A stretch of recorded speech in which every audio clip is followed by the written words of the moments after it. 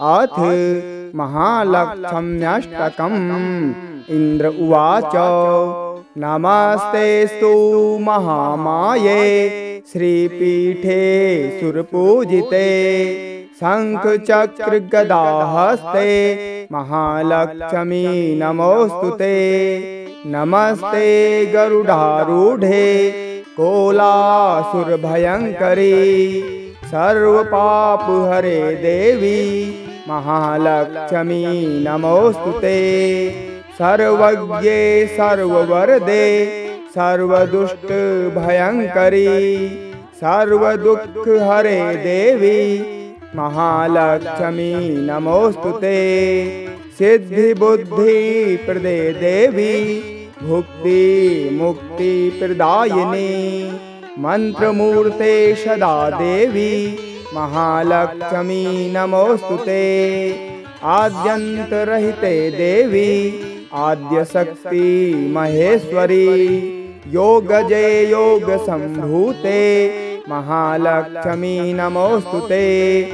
स्थूल सूक्ष्म महारौद्रे महाशक्ति महोदरे महापापहरे देवी महालक्ष्मी नमोस्तुते। पद्मासनस्थिते देवी परब्रह्म स्वरूपिणी परमेशी जगन्मातर महालक्ष्मी नमोस्तुते। श्वेतांबरधरे देवी नानालंकार भूषिते जगत स्थिते जगन्मातर महालक्ष्मी नमोस्तुते। महालक्ष्म्यष्टकं स्तोत्रम् यः पठेद् भक्तिमान् नरः सर्वसिद्धिं वाप्नोति राज्यं प्राप्नोति सर्वदा। एककाले पठेन् नित्यं महापाप विनाशनं द्विकालं यः पठेन् नित्यं धनधान्य समन्विताः। त्रिकालं यः पठेन् नित्यं महाशत्रु विनाशनं महालक्ष्मीर्भवेन् नित्यं प्रसन्ना वरदा शुभा। इंद्र उवाच नमस्तेस्तु महामाये श्रीपीठे सुरपूजिते शंखचक्र गदाहस्ते महालक्ष्मी नमोस्तुते। नमस्ते गरुडारूढे कोलासुरभयंकरी सर्वपापहरे देवी महालक्ष्मी नमोस्तुते। सर्वज्ञे सर्ववरदे सर्वदुष्टभयंकरी सर्वदुःखहरे देवी महालक्ष्मी नमोस्तुते। सिद्धिबुद्धिप्रदे देवी भुक्ति मुक्ति प्रदायिनी मंत्रमूर्ते सदा देवी महालक्ष्मी नमोस्तुते। आद्यन्तरहिते देवी आद्यशक्ति महेश्वरी योगजे योगसंभूते महालक्ष्मी नमोस्तुते। स्थूल सूक्ष्म महारौद्रे महाशक्ति महोदरे महापापहरे देवी महालक्ष्मी नमोस्तुते। पद्मासनस्थिते देवी परब्रह्म स्वरूपिणी परमेशी जगन्मातर महालक्ष्मी नमोस्तुते। श्वेतांबरधरे देवी नानालंकार भूषिते जगत स्थिते जगन्मातर महालक्ष्मी नमोस्तुते। महालक्ष्म्यष्टकं स्तोत्रम् यः पठेद् भक्तिमान् नरः सर्वसिद्धिं वाप्नोति राज्यं प्राप्नोति सर्वदा।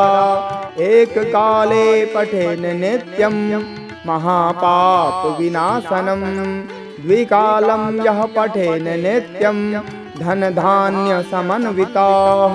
त्रिकालं यः पठेन् नित्यं महाशत्रु विनाशनं महालक्ष्मीर्भवेन् नित्यं प्रसन्ना वरदा शुभा।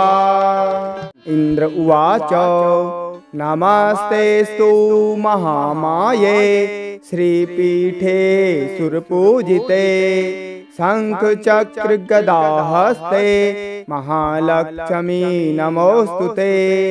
नमस्ते गरुडारूढे कोलासुरभयंकरी सर्वपापहरे देवी महालक्ष्मी नमोस्तुते। सर्वज्ञे सर्ववरदे सर्वदुष्टभयंकरी सर्वदुःखहरे देवी महालक्ष्मी नमोस्तुते। सिद्धिबुद्धिप्रदे देवी भुक्ति मुक्ति प्रदायिनी मंत्रमूर्ते सदा देवी महालक्ष्मी नमोस्तुते। आद्यन्तरहिते देवी आद्यशक्ति महेश्वरी योगजे योग संभूते महालक्ष्मी नमोस्तुते। स्थूल सूक्ष्म महारौद्रे महाशक्ति महोदरे महापापहरे देवी महालक्ष्मी नमोस्तुते। पद्मासनस्थिते देवी परब्रह्म स्वरूपिणी परमेशी जगन्मातर महालक्ष्मी नमोस्तुते। श्वेतांबरधरे देवी नानालंकार भूषिते जगत स्थिते जगन्मातर महालक्ष्मी नमोस्तुते। महालक्ष्म्यष्टकं स्तोत्रं यः पठेद भक्तिमान् नरः सर्वसिद्धिं वाप्नोति राज्यं प्राप्नोति सर्वदा। एककाले पठेन नित्यं महापाप विनाशनम् द्विकालं यः पठेन नित्यं धन धान्य समन्विताः। त्रिकालं यः पठेन नित्यं महाशत्रु विनाशनम् महालक्ष्मीर्भवेन नित्यं प्रसन्ना वरदा शुभा। इंद्र उवाच नमस्तेस्तु महामाये श्रीपीठे सुरपूजिते शंख चक्र गदाहस्ते महालक्ष्मी नमोस्तुते। नमस्ते गरुडारूढे कोलासुरभयंकरी सर्वपापहरे देवी महालक्ष्मी नमोस्तुते। सर्वज्ञे सर्ववरदे सर्वदुष्टभयंकरी सर्वदुःखहरे देवी महालक्ष्मी नमोस्तुते। सिद्धिबुद्धिप्रदे देवी भुक्ति मुक्ति प्रदायिनी मंत्रमूर्ते सदा देवी महालक्ष्मी नमोस्तुते। आद्यन्तरहिते देवी आद्यशक्ति महेश्वरी योगजे योग संभूते महालक्ष्मी नमोस्तुते। स्थूल सूक्ष्म महारौद्रे महाशक्ति महोदरे महापापहरे देवी महालक्ष्मी नमोस्तुते। पद्मासनस्थिते देवी परब्रह्म स्वरूपिणी परमेशी जगन्मातर महालक्ष्मी नमोस्तुते।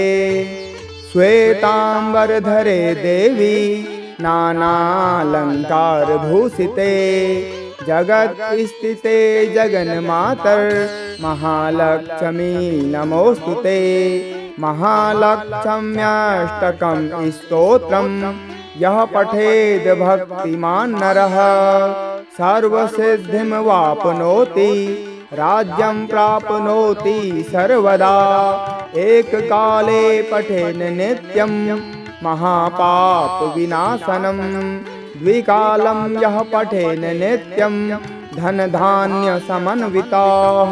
त्रिकालं यः पठेन नित्यं महाशत्रु विनाशनम् महालक्ष्मीर्भवेन नित्यं प्रसन्ना वरदा शुभा। इंद्र उवाच नमस्तेस्तु महामाये श्रीपीठे सुरपूजिते शंख चक्र गदाहस्ते महालक्ष्मी नमोस्तुते। नमस्ते गरुडारूढे कोलासुरभयंकरी सर्वपापहरे देवी महालक्ष्मी नमोस्तुते। सर्वज्ञे सर्ववरदे सर्वदुष्टभयंकरी सर्वदुःखहरे देवी महालक्ष्मी नमोस्तुते। सिद्धिबुद्धिप्रदे देवी भुक्ति मुक्ति प्रदायिनी मंत्रमूर्ते सदा देवी महालक्ष्मी नमोस्तुते। आद्यंतरहिते देवी आद्यशक्ति महेश्वरी योगजय योग संभूते महालक्ष्मी नमोस्तुते। स्थूल सूक्ष्म महारौद्रे महाशक्ति महोदरे महापापहरे देवी महालक्ष्मी नमोस्तुते। पद्मासनस्थिते देवी परब्रह्म स्वरूपिणी परमेशी जगन्मातर महालक्ष्मी नमोस्तुते। श्वेतांबरधरे देवी नानालंकार भूषिते जगत स्थिते जगन्मातर महालक्ष्मी नमोस्तुते। महालक्ष्म्यष्टकं स्तोत्रम् यः पठेद भक्तिमान् नरः सर्वसिद्धिं वाप्नोति राज्यं प्राप्नोति सर्वदा। एककाले पठेन नित्यं महापाप विनाशनम् द्विकालं यः पठेन नित्यं धन धान्य समन्विताः। त्रिकालं यः पठेन नित्यं महाशत्रु विनाशनम् महालक्ष्मीर्भवेन नित्यं प्रसन्ना वरदा शुभा। इंद्र उवाच नमस्तेस्तु महामाये श्रीपीठे सुरपूजिते शंख चक्र गदाहस्ते महालक्ष्मी नमोस्तुते। नमस्ते गरुडारूढे कोलासुरभयंकरी सर्वपापहरे देवी महालक्ष्मी नमोस्तुते। सर्वज्ञे सर्ववरदे सर्वदुष्टभयंकरी सर्वदुःखहरे देवी महालक्ष्मी नमोस्तुते। सिद्धिबुद्धिप्रदे देवी भुक्ति मुक्ति प्रदायिनी मंत्रमूर्ते सदा देवी महालक्ष्मी नमोस्तुते। आद्यंतरहिते देवी आद्यशक्ति महेश्वरी योगजय योग संभूते महालक्ष्मी नमोस्तुते। स्थूल सूक्ष्म महारौद्रे महाशक्ति महोदरे महापापहरे देवी महालक्ष्मी नमोस्तुते। पद्मासनस्थिते देवी परब्रह्म स्वरूपिणी परमेशी जगन्मातर महालक्ष्मी नमोस्तुते। श्वेतांबरधरे देवी नानालंकार भूषिते जगत स्थिते जगन्मातर महालक्ष्मी नमोस्तुते। महालक्ष्म्यष्टकं स्तोत्रम् यः पठेद भक्तिमान् नरः सर्वसिद्धिं वाप्नोति राज्यं प्राप्नोति सर्वदा। एककाले पठेन नित्यं महापाप विनाशनम् द्विकालं यः पठेन नित्यं धन धान्य समन्विताः। त्रिकालं यः पठेन नित्यं महाशत्रु विनाशनम् महालक्ष्मीर्भवेन नित्यं प्रसन्ना वरदा सुधा। इंद्र उवाच नमस्तेस्तु महामाये श्रीपीठे सुरपूजिते शंख चक्र गदा हस्ते महालक्ष्मी नमोस्तुते। नमस्ते गरुडारूढ़े कोलासुर भयंकरी सर्वपाप हरे देवी महालक्ष्मी नमोस्तुते। सर्वज्ञे सर्ववरदे सर्वदुष्ट भयंकरी सर्वदुःख हरे देवी महालक्ष्मी नमोस्तुते। सिद्धि बुद्धि प्रदे देवी भुक्ति मुक्ति प्रदायिनी मंत्रमूर्ते सदा देवी महालक्ष्मी नमोस्तुते। आद्यंतरहिते देवी आद्य शक्ति महेश्वरी योगजे योग संभूते महालक्ष्मी नमोस्तुते। स्थूल सूक्ष्म महारौद्रे महाशक्ति महोदरे महापाप हरे देवी महालक्ष्मी नमोस्तुते। पद्मासनस्थिते देवी परब्रह्म स्वरूपिणी परमेशी जगन्मातर महालक्ष्मी नमोस्तुते। श्वेतांबरधरे देवी नानालंकार भूषिते जगत स्थिते जगन्मातर महालक्ष्मी नमोस्तुते। महालक्ष्म्यष्टकं स्तोत्रम् यः पठेद भक्तिमान् नरः सर्वसिद्धिं वाप्नोति राज्यं प्राप्नोति सर्वदा।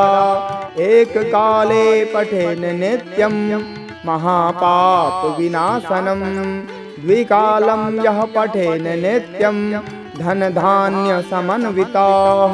त्रिकालं यः पठेन नित्यं महाशत्रु विनाशनं महालक्ष्मीर्भवेन नित्यं प्रसन्ना वरदा सुधा। इंद्र उवाच नमस्तेस्तु महामाये श्रीपीठे सुरपूजिते शंख चक्र गदा हस्ते महालक्ष्मी नमोस्तुते। नमस्ते गरुडारूढ़े कोलासुर भयंकरी सर्वपाप हरे देवी महालक्ष्मी नमोस्तुते। सर्वज्ञे सर्ववरदे सर्वदुष्ट भयंकरी सर्वदुःख हरे देवी महालक्ष्मी नमोस्तुते। सिद्धि बुद्धि प्रदे देवी भुक्ति मुक्ति प्रदायिनी मंत्रमूर्ते सदा देवी महालक्ष्मी नमोस्तुते। आद्यंतरहिते देवी आद्य शक्ति महेश्वरी योगजे योग संभूते महालक्ष्मी नमोस्तुते। स्थूल सूक्ष्म महारौद्रे महाशक्ति महोदरे महापाप हरे देवी महालक्ष्मी नमोस्तुते। पद्मासनस्थिते देवी परब्रह्म स्वरूपिणी परमेशी जगन्मातर महालक्ष्मी नमोस्तुते। श्वेतांबरधरे देवी नानालंकार भूषिते जगत स्थिते जगन्मातर महालक्ष्मी नमोस्तुते। महालक्ष्म्यष्टकं स्तोत्रम् यः पठेद भक्तिमान् नरः सर्वसिद्धिं वाप्नोति राज्यं प्राप्नोति सर्वदा। एककाले पठेन नित्यं महापाप विनाशनं द्विकालं यः पठेन नित्यं धन धान्य समन्विताः। त्रिकालं यः पठेन नित्यं महाशत्रु विनाशनं महालक्ष्मीर्भवेन नित्यं प्रसन्ना वरदा सुधा। इंद्र उवाच नमस्तेस्तु महामाये श्रीपीठे सुरपूजिते शंख चक्र गदाहस्ते महालक्ष्मी नमोस्तुते। नमस्ते गरुडारूढे कोलासुर भयंकरी सर्वपापहरे देवी महालक्ष्मी नमोस्तुते। सर्वज्ञे सर्ववरदे सर्वदुष्ट भयंकरी सर्वदुःख हरे देवी महालक्ष्मी नमोस्तुते। सिद्धि बुद्धि प्रदे देवी भुक्ति मुक्ति प्रदायिनी मंत्रमूर्ते सदा देवी महालक्ष्मी नमोस्तुते। आद्यंतरहिते देवी आद्यशक्ति महेश्वरी योगजे योग संभूते महालक्ष्मी नमोस्तुते। स्थूल सूक्ष्म महारौद्रे महाशक्ति महोदरे महापाप हरे देवी महालक्ष्मी नमोस्तुते। पद्मासनस्थिते देवी परब्रह्म स्वरूपिणी परमेशी जगन्मातर महालक्ष्मी नमोस्तुते। श्वेतांबरधरे देवी नानालंकार भूषिते जगत स्थिते जगन्मातर महालक्ष्मी नमोस्तुते। महालक्ष्म्यष्टकं स्तोत्रम् यः पठेद भक्तिमान् नरः सर्वसिद्धिं वाप्नोति राज्यं प्राप्नोति सर्वदा। एककाले पठेन नित्यं महापाप विनाशनम् द्विकालं यः पठेन नित्यं धन धान्य समन्विताः। त्रिकालं यः पठेन नित्यं महाशत्रु विनाशनम् महालक्ष्मीर्भवेन नित्यं प्रसन्ना वरदा सुधा। इंद्र उवाच नमस्तेस्तु महामाये श्रीपीठे सुरपूजिते शंख चक्र गदाहस्ते महालक्ष्मी नमोस्तुते। नमस्ते गरुडारूढे कोलासुर भयंकरी सर्वपापहरे देवी महालक्ष्मी नमोस्तुते। सर्वज्ञे सर्ववरदे सर्वदुष्ट भयंकरी सर्वदुःख हरे देवी महालक्ष्मी नमोस्तुते। सिद्धि बुद्धि प्रदे देवी भुक्ति मुक्ति प्रदायिनी मंत्रमूर्ते सदा देवी महालक्ष्मी नमोस्तुते। आद्यंतरहिते देवी आद्यशक्ति महेश्वरी योगजे योग संभूते महालक्ष्मी नमोस्तुते। स्थूल सूक्ष्म महारौद्रे महाशक्ति महोदरे महापाप हरे देवी महालक्ष्मी नमोस्तुते। पद्मासनस्थिते देवी परब्रह्म स्वरूपिणी परमेशी जगन्मातर महालक्ष्मी नमोस्तुते। श्वेतांबरधरे देवी नानालंकार भूषिते जगत स्थिते जगन्मातर महालक्ष्मी नमोस्तुते। महालक्ष्म्यष्टकं स्तोत्रम् यः पठेद भक्तिमान् नरः सर्वसिद्धिं वाप्नोति राज्यं प्राप्नोति सर्वदा। एककाले पठेन नित्यं महापाप विनाशनम् द्विकालं यः पठेन नित्यं धन धान्य समन्विताः।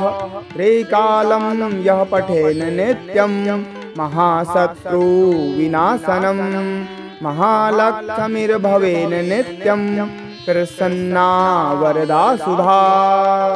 इंद्र उवाच नमस्तेस्तु महामाये श्रीपीठे सुरपूजिते शंख चक्र गदा हस्ते महालक्ष्मी नमोस्तुते।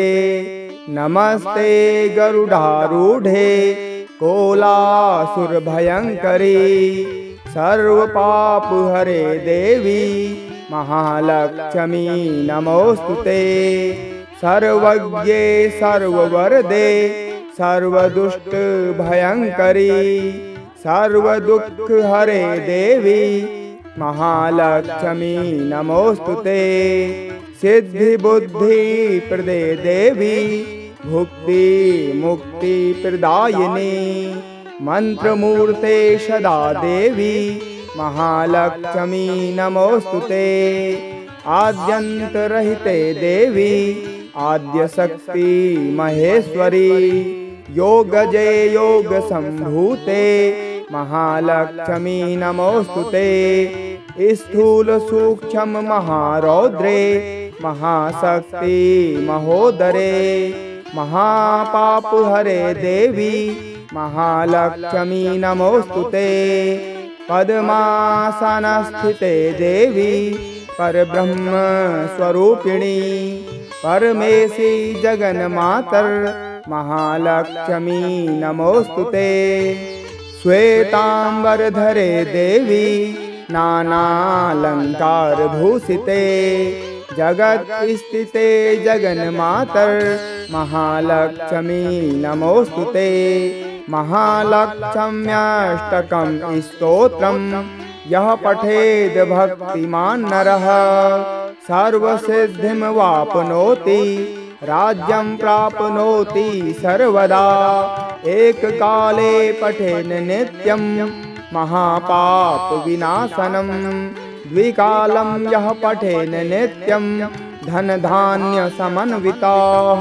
त्रिकालं यः पठेन नित्यं महाशत्रु विनाशनं महालक्ष्मीर्भवेन नित्यं प्रसन्ना वरदा सुधा।